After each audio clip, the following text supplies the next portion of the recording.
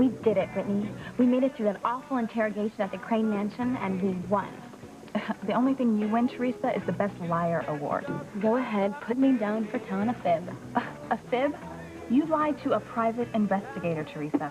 Whitney, I just stuck to my story that Ethan's stalker's in South America. Ethan gave that bloodhound PI his walk-in papers, and I am home free. You honestly believe that? Yes. Ethan doesn't think I'm the person that did all those things to him. He sees me as his lucky charm. Now that's what I call a victory. If you ask me, you're never going to be home free until you can take off that disguise and stop pretending to be someone that you're not.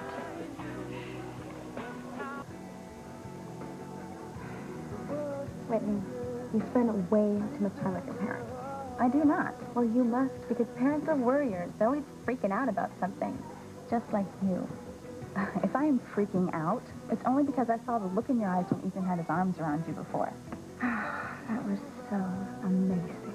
He only did it because he thought you were going to faint. Well, I almost did faint when he put his arms around me. I mean, it felt so natural, so right. It's where I am meant to be, by his side, ever. You're doing it again, Theresa. Well, that fortune teller did say she saw me in a mansion, and I was signing my name, Mrs. Crane. She also said that my father was going to murder someone. Do you believe that, too? No, of course not. If you're still dreaming about becoming Mrs. Crane, just stop it right now. Whitney, I'll always love Ethan. I will love him till the day I die, even though I know I can never have him. You're really going to give him up for good this time? I have to. But it's not fair. Why does Gwen Hotchkiss get to be with him when I can't? See, you're doing it again.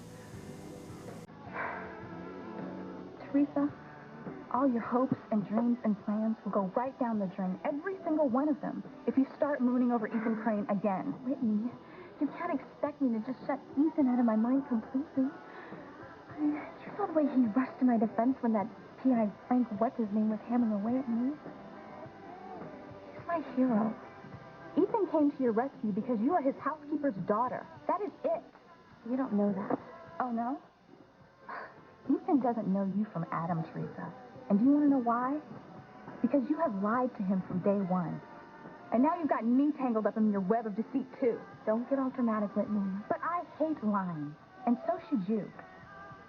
If the Cranes find out that you're the stalker in disguise, not only are you dead meat, but your mother's going to lose her job. Your whole family is going to be disgraced. But that's the difference between the two of us, Whitney. You're guided by negative thoughts, while I think positively. You want to try it. It's called creative visualization.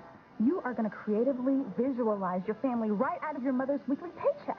And then what are you going to do? How are you going to feel? How are you going to pay the bills? Is your brother Louis going to have to shoulder even more of the burden? All right, stop it, Whitney. Now you're being mean. I am being a realist. Whatever you're being, you can stop. Because I am not going after Ethan. I'm just thinking about him, that's all. And as far as I know, there's no law against that. Okay? You have no idea how much I want to just believe you. You have nothing to worry about. As long as I look like this, Ethan won't realize what he's missing. I don't think I want to hear this terrible thought, Whitney. Too bad.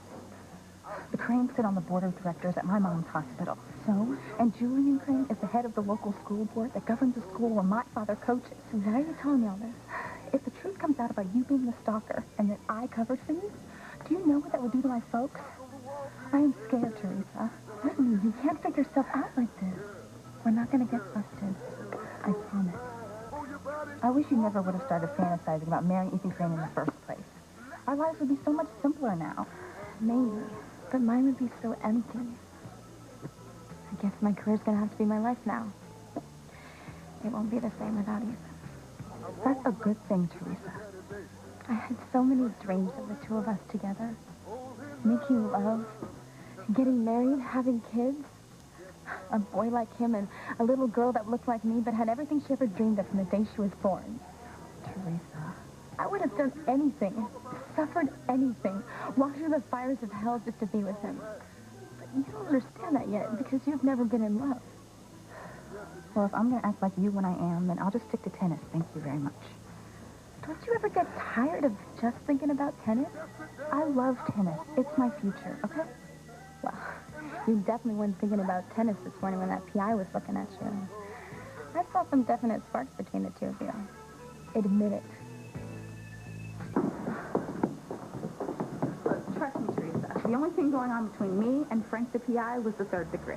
Oh, forget it, Whitney. I know all the signs. I saw the way you looked at him. You've got a thing for him.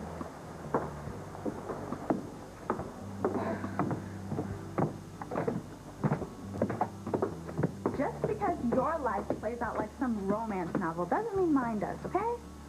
Besides, even if I did like him just a tiny little bit, it wouldn't do me any good. And why not? Because he thinks I'm a liar, which I am. Well, I'd rather the guy like me who's a liar than a dreary little mouse the way he even thinks I am. I have got to get out of this disguise. You know it's not safe. I don't care. How many hours a day do you think I can stand to look like this?